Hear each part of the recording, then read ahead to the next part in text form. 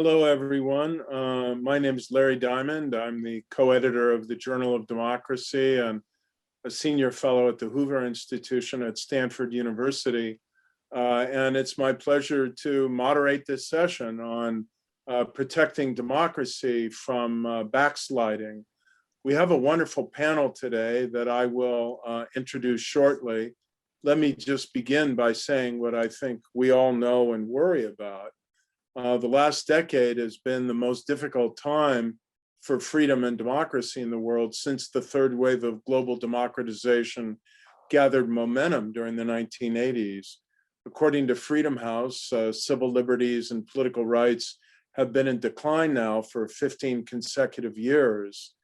In the past 5 years in particular, more countries have abandoned democracy than have moved toward it. And we now live in a world, for the first time since the end of the Cold War, when the majority of states with more than 1 million people are not democracies.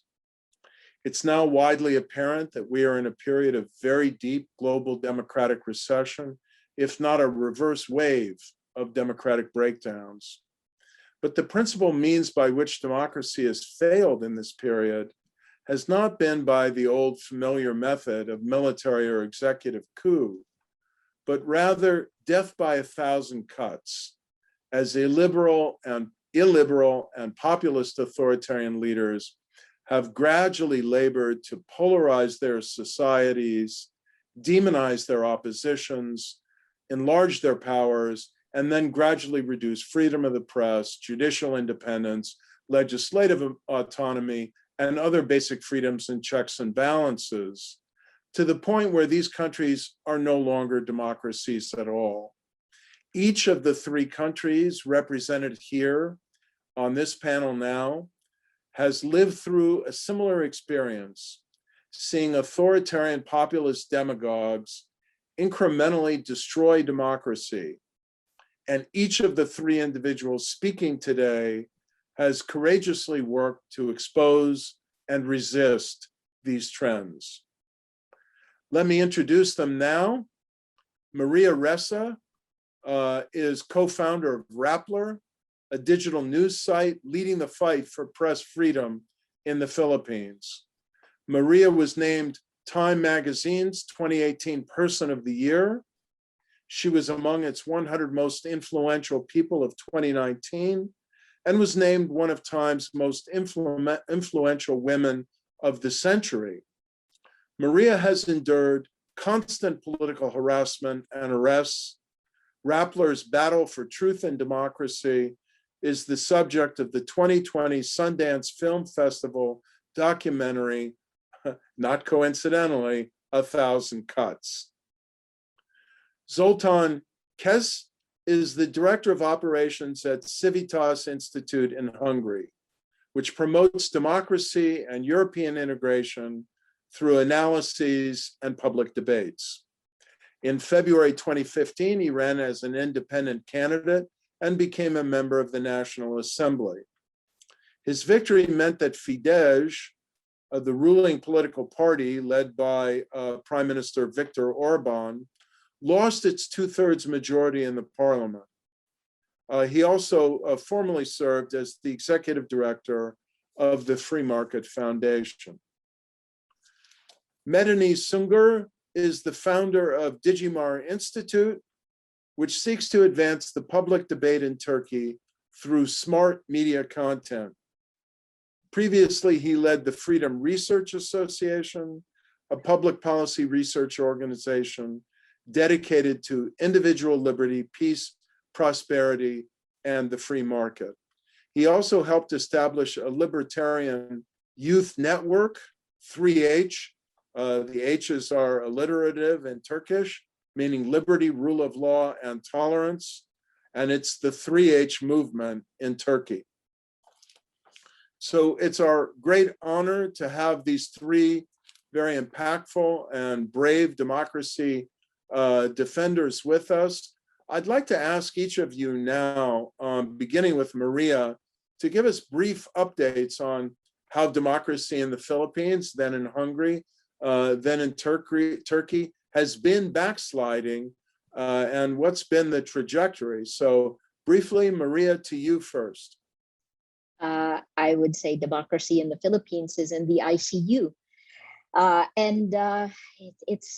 loved your opening, so thank you for the way you said that. Essentially, what we've seen is a kind of exponential attack bottom up that seeds a meta narrative, changes it, then allows the government to come top down and literally use the levers of democracy against itself. In my case, in terms of independent media, press freedom issues, we have been under attack since 2016. And then I'll just end with, kind of what I'm dealing with, which is in less than 2 years, the Philippine government filed 10 arrest warrants against me. I'm really apparently a threat, right? So I posted bail 10 times to keep doing my job as a journalist. You say the levers of democracy, uses them or abuses them? And definitely abuse. Sorry, and I gotta add in, I forgot the most important part, right? These abuses started in 2016 with brutal deaths in this drug war that President Duterte has essentially used to spread violence and fear that created the conditions that has led to this insidious manipulation and the breakdown of our democracy. And Maria, before I move to Zoltan, what is the current best estimate of the number of individuals who've been executed without due process in extrajudicial fashion in this kind of bloodbath of a war on so-called drug trafficking? Yeah, Larry, I know you do a lot of work in Southeast Asia, and that is the first casualty in our battle for truth, for facts. If you talk to the police, they'll say, oh, it's about 5,000. If you talk to human rights activists, starting in December 2018, they pegged it at 27,000. So the true number, who knows? And that is the goal of it. Mm-hmm. Okay, thank you for getting us started, although, of course, on a pretty dark note. Zoltan, can you update us on what's been happening in Hungary and what the trajectory of democratic demise has been? Yeah, well, thank you very much, Larry, for inviting me to this panel. I'm very honored, but I have to say that I wish I hadn't been invited, as it would mean that there is no problem in Hungary. Well, in the past 11 years, we have seen that the Hungarian government has been carrying out some really serious attacks on civil society, independent media, rule of law, human rights, and so on. And we have to say that it has become one of the most corrupt governments in the European Union, which in a way would seem to be quite interesting, as the Hungarian oligarchs have become rich from taxpayer money from Germany, the Netherlands, and other wealthier European countries. Now, you asked me about updates, most recent changes, and sadly, I would have to say that the most recent attack on human rights happened actually just this week. I know that this is a pre-recorded panel. When it comes live, it will be a bit older, but this week the Hungarian parliament has voted on a homophobic bill. The legislation which was accepted would increase sentences for sex crimes against children, which is okay.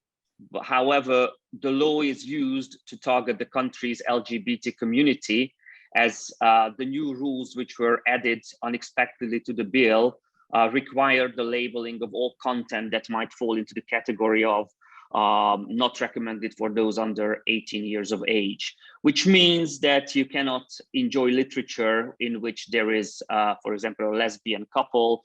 You cannot read, watch movies in which homosexuality appears. Now, unfortunately, this new rule, this new law is very helpful for the governing party, as it may attract voters from the rural areas where Fidesz is already very, very strong. And as you may know, elections are held in Hungary next year, and the opposition has finally united against the ruling party. And the only tool that is in the hands of the government is to turn on its hate campaign, making it very intensive to mobilize the voters. And the last sentence that I want to say, that in the past 11 years, we have seen that this hate campaign has been working. People were told to hate different groups or individuals, like refugees, George Soros, multinational companies, the European Union, and now it's time to hate homosexual people. Sad but true. So you are noting really one of the most powerful commonalities among authoritarian populists worldwide, that since they don't really have programmatic success to offer, they're not ultimately very successful at governing, and almost invariably they turn out to be massively corrupt. They have to mobilize fear and stigmatize vulnerable minorities in order to succeed. It could be gypsies today and gay and lesbian and transgender people the next day. Of course, it can always be the Jews or Muslims or any vulnerable minority, women, whatever, who are any, I should say, any marginalized group, since women are obviously not a minority. Zoltan, before I move on, I'd like to ask you a question that has been a puzzle for many of us that have watched Viktor Orban construct one of the most artfully duplicitous in its real character authoritarian regimes in the world. It's still a member of the European Union. It's largely evaded European Union sanctions. It is still considered by some, independent ratings agencies to be kind of barely an electoral democracy.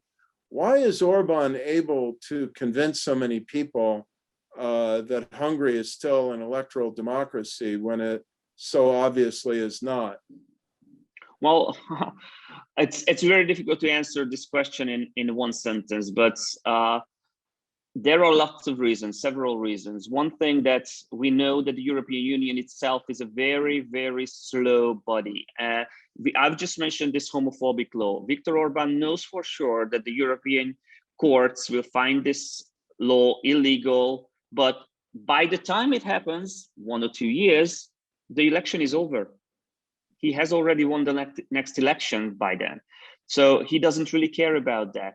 That's one thing. Another explanation can be that Orban has been working very hard on manipulating and convincing German or car manufacturing companies, which are present in Hungary with many factories, companies, and they are the ones who are also very influential within the German government, within CDU and CSU. And actually, the list of explanations can go on and on and on, but I don't want to take everybody's time up here.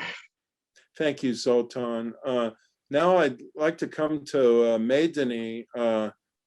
Meydani, unfortunately, Turkey has the experience or the distinction of the experience of the longest trajectory of authoritarian decline. I believe the Justice and Development Party, the AKP, came to power in 2002, when I'm guessing you may not even have been of voting age.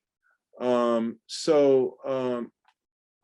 do you think explains why Erdogan and his party, after such a long trajectory of increasing authoritarianism, are still in power? And what can you do to update us, and maybe in light of the last municipal elections, give us a little hope? Well, I believe I'm going to be able to differentiate myself in my optimism about Turkey's trajectory. Sure. Turkey is unfortunately about to finalize a full cycle of corruption to collapse to maybe a 20-year cycle of corruption to collapse to democratic reform, to growth, to spoiling over that growth, to corruption, and back again collapse, coming back to where it began, if not heading somewhere worse, hopefully. Yes, the President Erdogan has been governing Turkey since 2002. When he first elected, he promised reform, and the people were so fed up with the incompetent governments, the economic crises and everything. He came as an outsider, and he promised reform. He promised to turn things around, and they did for about 10 years. But beginning from 2013, Turkey started to steer away, not only from the democratic reform agenda, but also from the democratic conventions altogether. There are a couple of factors that I won't go deep into it right now, but I think one of them, that the corruption is inherently not a very productive mechanism. It's just wasting resources. But I believe they have been able to create an effective system out of however effective you can be within this ineffective mechanism. They create an effective resource distribution mechanism. That's the first thing. And secondly, and this I believe is a very much understudied subject, the availability of post-2008 excess capital disproportionately helped countries like Turkey. Normally, Turkey's fundamentals are rational. If Turkey makes a mistake, the reality comes and slaps, so the Turkey course corrects. But this period, in the second decade of the 2000s, actually created room for Turkey to keep going on mistakes. So this is the second thing that allowed Turkey to so far drive away from the main road. And very recently, we are waking up every day, and Turkey is shaken by the revelations of an exiled mob boss who publishes claims about his contacts with the inner circles of the government through his YouTube channel. The whole country is waiting like a new episode coming up of a Turkish soap opera every Sunday. And he lays down incredible claims on the corruption of government officials, including the ministers, police, and their relations with underground groups, media bosses, and journalists, as well as many prominent people.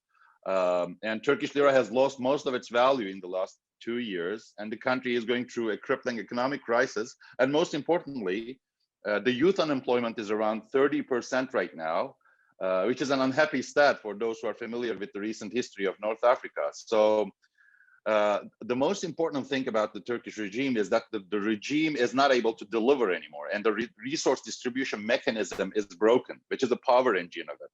So the circles around it are now peeling off or willingly jumping out of the sinking ship right now, so to speak, beginning from the outer perimeter. So in a lot of ways, what is happening right now reminds me of the second season of the Narcos, famous Netflix TV series. So I'll suffice by this at this point. Okay, I want you to hold that thought, because when I get to my third question about how to turn this around, I think you're pointing to some great vulnerabilities, not only of the Turkish authoritarian regime, but of all of them of this ilk. So I'll ask you to lead off that discussion. But before I get to question 3, I'd like to go to question 2 and drill down to one of the most alarming aspects of this authoritarian creep, which is the shrinking media space. Press freedom has been under attack in all of your countries. But of course, Maria, you've been the poster woman of victimization of this and courageous resistance in the face of this. So could you each tell us a little bit more about, beginning with you, Maria, about what the media have been facing and what initiatives or projects or campaigns have been effective in pushing back against the assault on media freedom and defending independent journalists? So Maria, we'll start with you. Death by 1,000 cuts, right? That's actually what you said. So that's what we've seen. And, you know, at the beginning, when media comes under attack, and it's big corporate media, the way the government came at it is through the business. And so the top newspaper, the largest newspaper, was the first attacked by President Duterte, the largest television station, ABS-CBN, and then finally Rappler was third. Look, we've coined this phrase, hold the line. Don't voluntarily give up your rights, right? But part of the reason I can speak as frankly as I do is because we have no other businesses. In terms of the largest newspaper, the Philippine Daily Inquirer, the family that owned that had a lot of other businesses, and they were hit where it hurt. And you can see the impact of it. The ABS-CBN, the largest television station, a year ago on May 5th, a captured legislature essentially took away its franchise, meaning the largest broadcaster can no longer broadcast on air, right? Cutting it at its knees, cutting it off at its knees. And then, of course, Little Rappler is still here. We're a fraction of the size of ABS-CBN. I used to manage that news group. I came home to the Philippines in 2005 and managed that news group for 6 years. The loss of ABS-CBN means that the regional network group, which had 21 stations, also killed those sources of facts for Filipinos. And that leads you to the propaganda machine that the government has helped enable, has created, has poured money into to actually control. If you look at a map of the Philippines, we spend the most time on social media and on the internet globally for the 6th year in a row. And that's from We Are Social and Hootsuite study. That's from January this year. So if you look at that, the traditional news groups have been pushed to the periphery, and smack in the center is what I would call the disinformation networks.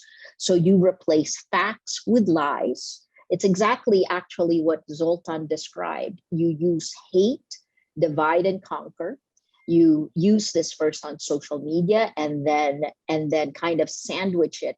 In Tagalog, it's called bibingka, where the heat comes from above and from below.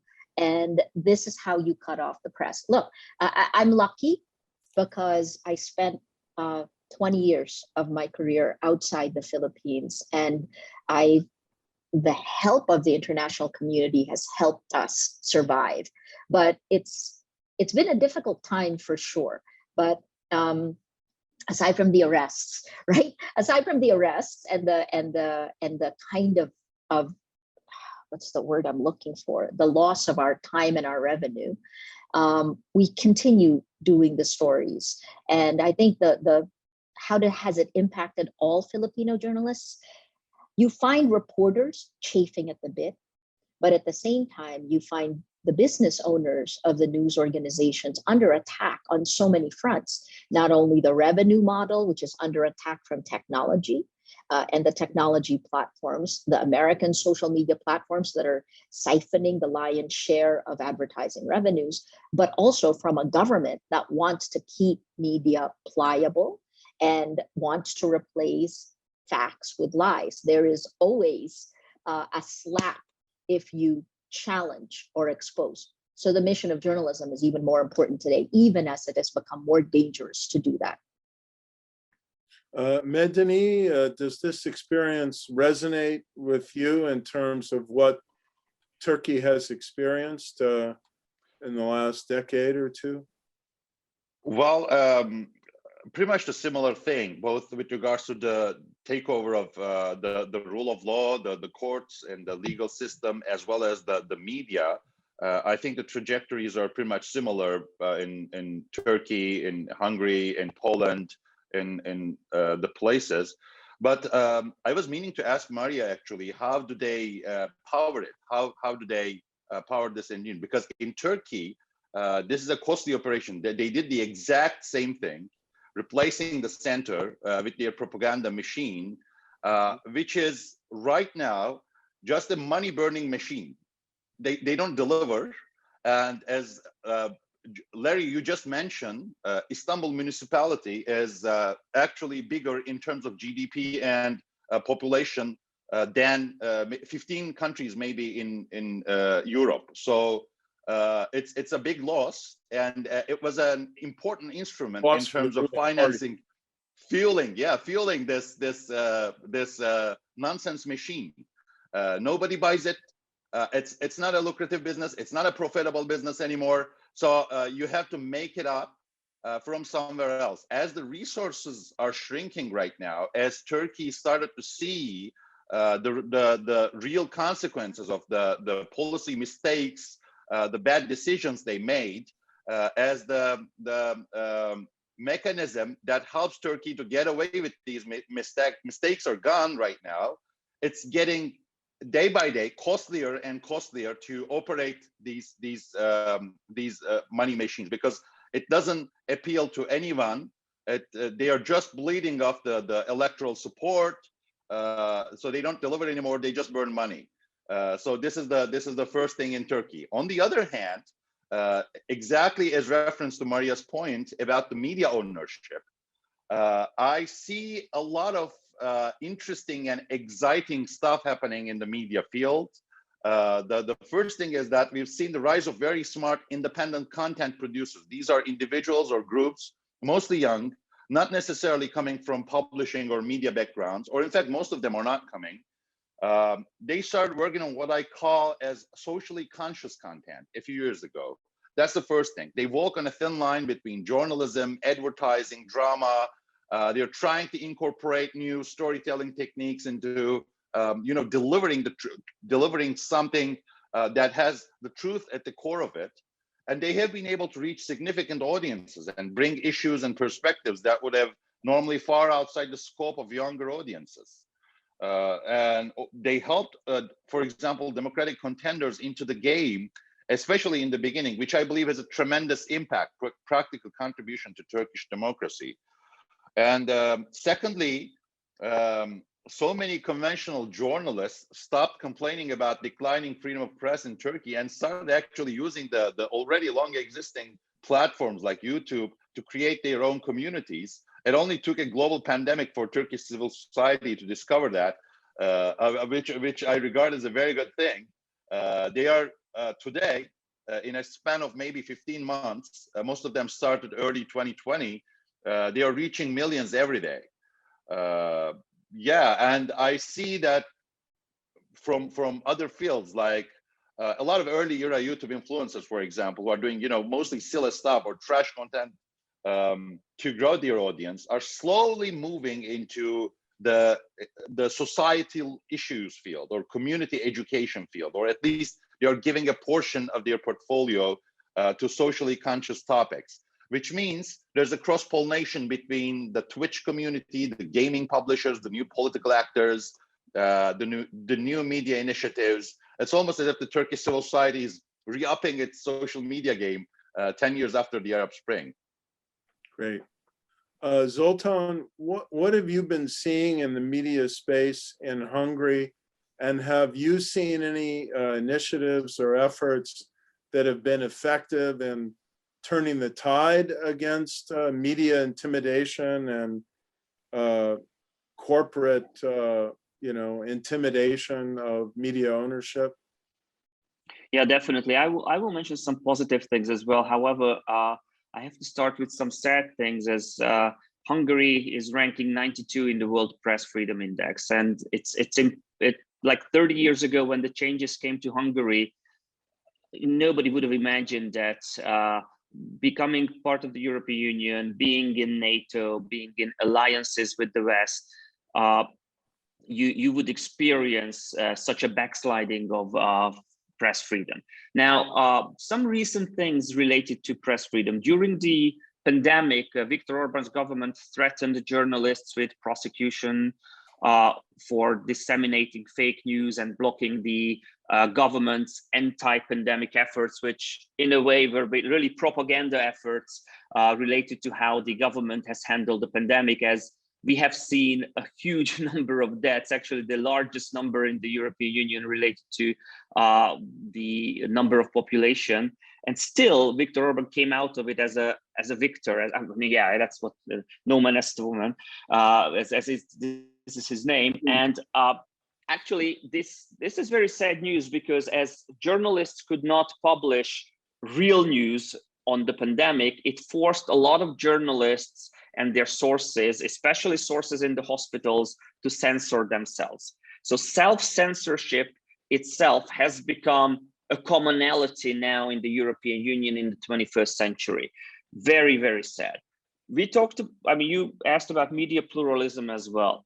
Well, when it comes to print newspapers, when it comes to radios, we don't see any media pluralism. As you need, for example, for radios, you need the license from the government to have your radio station. And you don't get this license if you are not a pro-government radio station.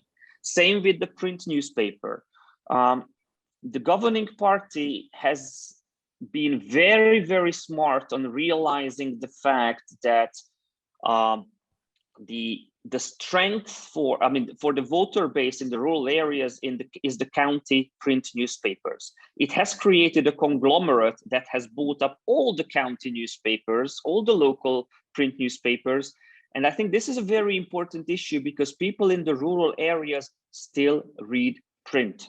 There is very little internet penetration, and people read whatever is in their mailboxes, whether it's a propaganda paper, whether it's the local paper, they read print stuff. Now, Maria and Medani also mentioned media ownership. And this is where I come out with some positive things as well, because we see already that there are some local outlets, local online outlets so far, owned by some, I would say, enthusiastic individuals who are trying to make a difference in their own cities, villages, localities. And there is already, I would say, a growing number, 20, 30 local outlets. One is actually owned by me. So in my city, I am the one who owns a local paper, which actually just, I don't make any profit on it. This is one of my missions to inform people about the realities of things happening in Hungary. This is one thing. The other is we see a kind of like time traveling, going back to the 1980s, where people were spreading the so-called samizdat papers. This is happening now in 2021 in Hungary as well. There is a paper called Print It Yourself. Every week they post the real news on their website. You can download it where you live and print it out. For example, in my city, we print out about 2,000 copies every week, and we distribute it in the mailboxes. This is happening. So you cannot compete with the government-funded newspapers. They are loaded with money from government, and when it comes to funding, one thing that I have to mention, since I'm actually talking to an international audience, especially American audience here, it's a very good thing that Americans and also the American government is helping free press in Hungary. However, one thing that they do not notice is that when it comes to funding, they always almost fund already existing big outlets that actually preach to the crowd. So they reach people that are already in opposition. In my opinion, as a piece of advice, they should sponsor small outlets that reach rural areas. They should sponsor print papers as well. So I think this is one thing that we have to realize, that when it comes to reaching the audiences that are very pro-government and showing them the real news, the real world, it is the countryside that will decide the fate of this country in the coming election next year. Great. Well, first of all, I thank you for that for two reasons. Number one, we see in most of these countries, including advanced industrial democracies, a huge urban-rural divide, and less urbanized constituencies provide more rural constituencies in Poland, in Hungary, in Turkey, and in a lot of other countries, including Western European countries, a more natural constituency for authoritarian populists. And second of all, therefore, if we can have a strategy to reach a wider base, to defend liberal values and discredit the corruption of authoritarian populists who are the engineers of democratic backsliding, it would seem logically that we have a larger chance of success, which brings us to the campaign of radical love in Turkey and the stunning victories of the Republican People's Party in the municipal elections in Istanbul, Medeni, which you already have referred to, and in Ankara and in some other Turkish cities. So it does seem that civil society, democratic forces in the party system, democratic forces in intellectual circles and the media are beginning to rally and figure out how to push back. Now, Medeni, you produce media content to spark public conversations and debates, but I'm sure you've also been engaging these larger political trends. So tell us what you have learned about how to push back against authoritarian populism, and where do you see the spaces or opportunities for future progress? Yes, thank you, Larry. The first thing I want to mention within the framework of the campaign that won Istanbul municipality, which is a big win. Erdogan always regarded it as the signal to the government, because he used to be he first won the Istanbul municipality back in the 90s. I think that the main difference was what I had something to do with what I call newspeak.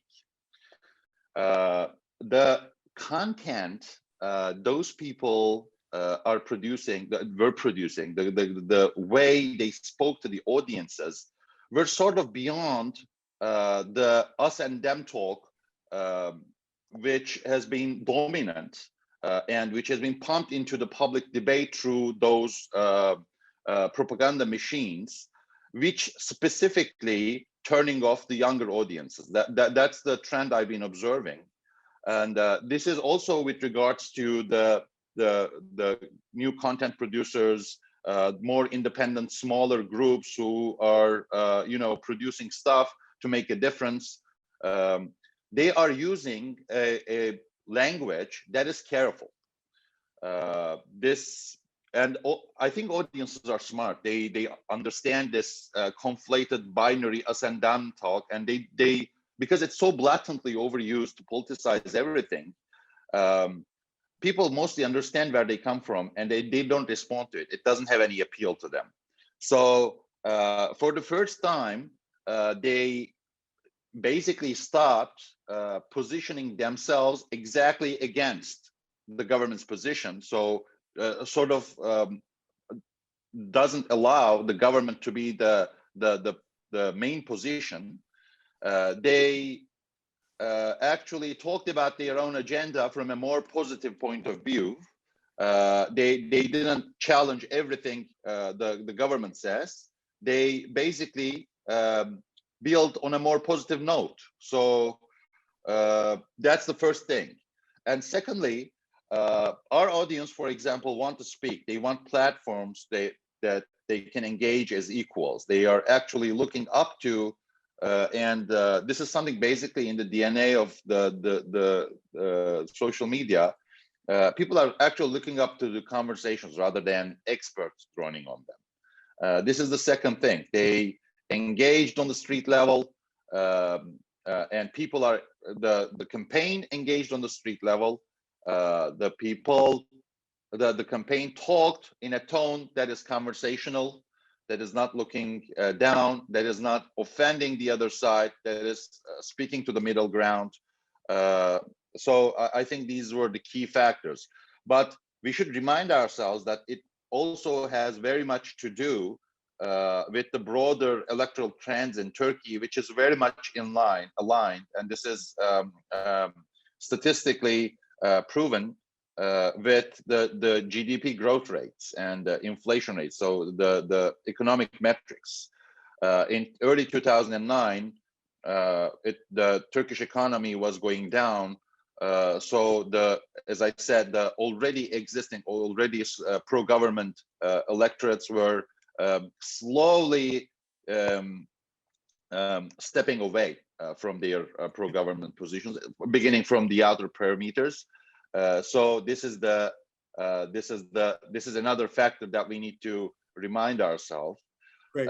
And yeah, please. Good.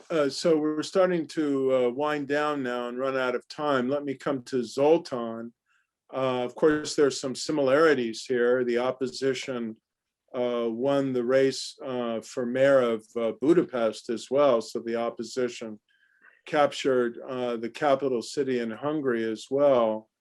And then, of course, your own story may be relevant here in terms of crossing over from civil society activism to politics and to quite spirited opposition politics. So what lessons would you draw from the gains that Democrats have made in Hungary, the strategies they've made, and from your own experience in kind of moving from civil society to politics and government and back to civil society and so on?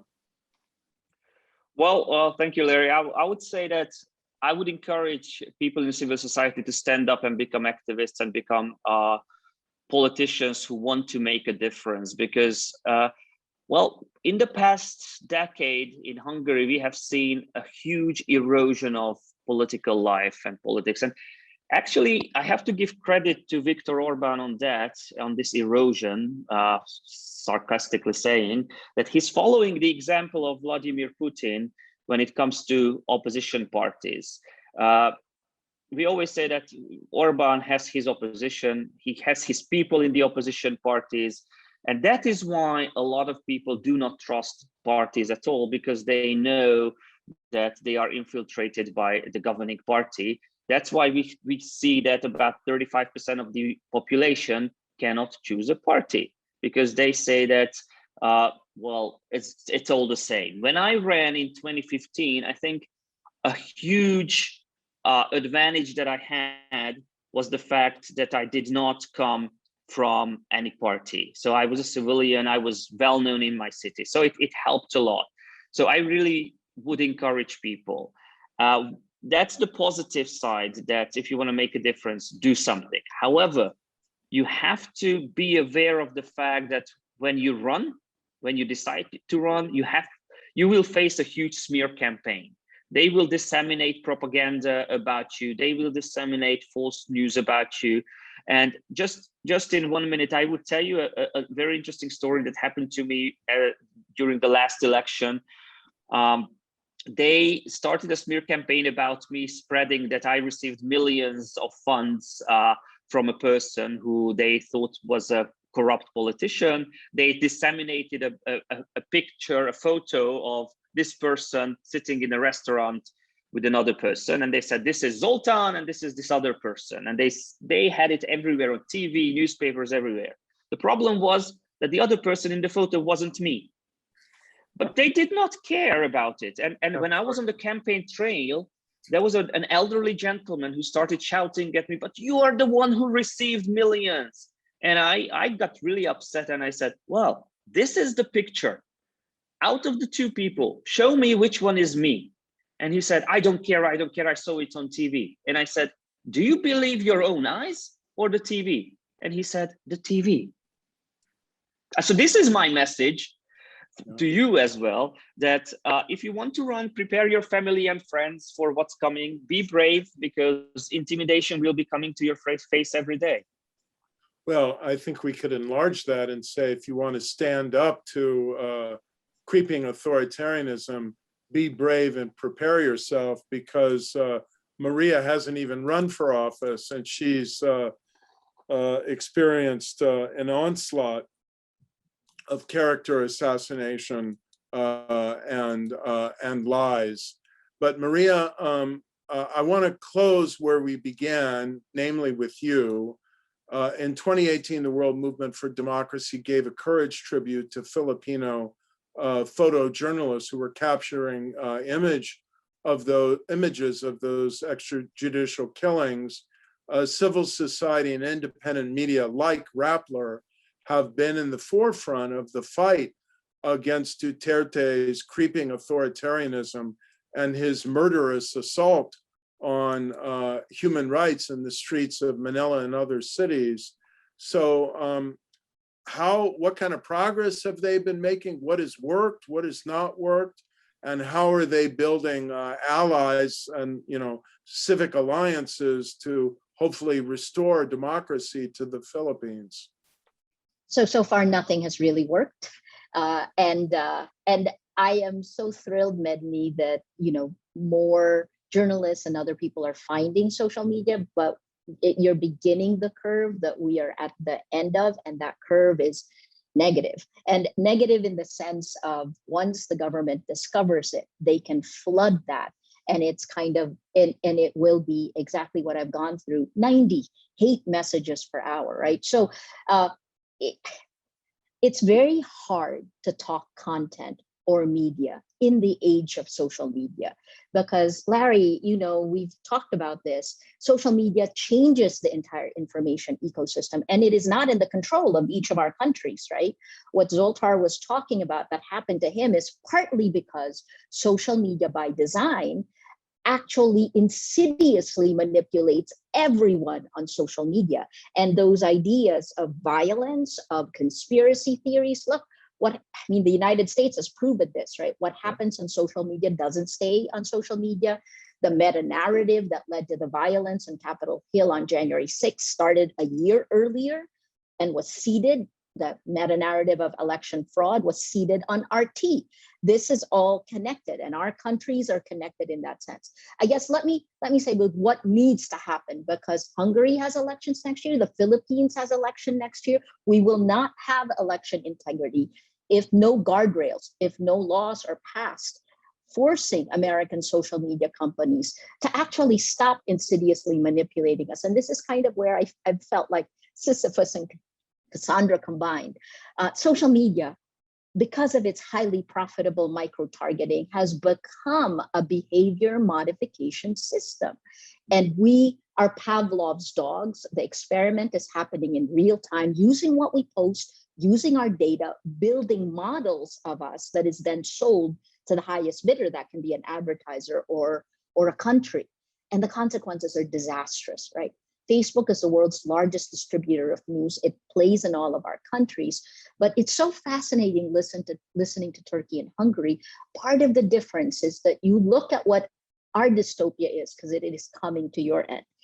I just hope Turkey doesn't go back through it, and I hope that your optimism carries through. But if nothing is done by design, these social media platforms, the ones that deliver the facts to each of us globally, are actually biased against facts. They are biased against journalists, and by design are dividing us and radicalizing us. So, okay, I don't want to end negatively, because I guess, Larry, you're there. So I think this moment in time is existential for not just for journalism, but for democracy. And if our information ecosystem, if the poison coming in through social media isn't stopped, it's like a virus of lies. If that's not stopped, it infects real people. Why did more people vote for Trump in the last elections, right? Why do more people ostensibly say they support Duterte more now, despite the fact that they've been largely incompetent and corrupt? So please, let's come together. Let's demand those guardrails on social media, which is the beginning of our information ecosystem, so that we can restore trust. In all three of our countries, you can see that is what's torn apart, and power that already has power gains more power by doing that. Well, Maria and Zoltan and Medani, thank you so much for your eloquent, candid, but inspiring remarks. I think we've seen in closing here that we're still facing a stiff challenge, that we in the established democracies have a lot of work to do to engage the social media platforms to be more vigorous in combating disinformation and manipulation of social media by disinforming autocrats and authoritarian social movements. We have a lot of work to do, I think, as well, to support independent media. The National Endowment for Democracy helped to fund and support with Luminate, a great study that has recommended the creation of an international media trust fund, frankly, to support operations like Rappler, Maria, and change the business model for independent and investigative media in the world.